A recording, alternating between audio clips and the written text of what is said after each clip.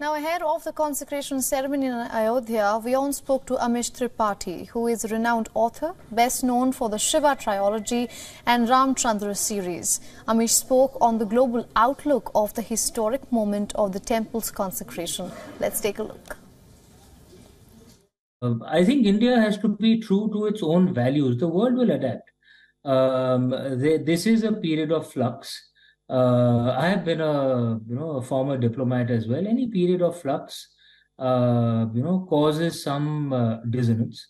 Those who are from those who had a seat at the high table in the earlier status quo will obviously not like a change. And India has to try its best to make it easy for other countries to adapt. Some will, some won't. But India's power is rising, and India, through history, has always been a benign power. For most of human history, India was actually among the most powerful nations on earth. Angus Maddison's figures, the brilliant British economic historian, shows very clearly that for most of the first millennium, India was around 35% of the world's GDP for all of the first millennium. And most of the second millennium, we were around 25% of the world's GDP. We had a bad few centuries, 200-300 years.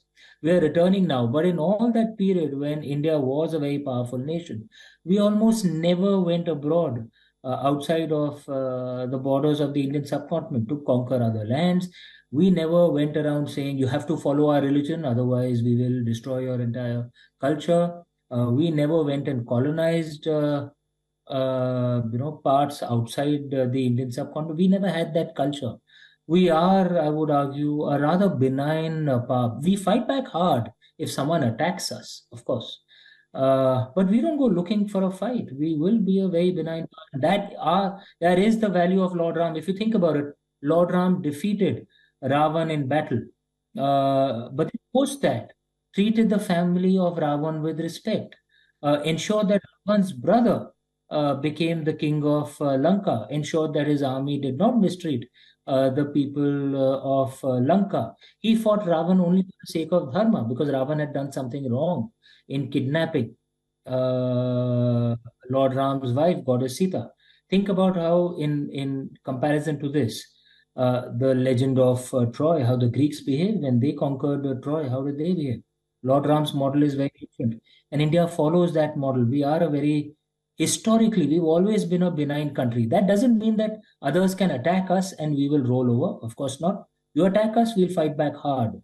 But we don't go outside our own borders looking for fights. We don't try to colonize our countries. We've never been like that.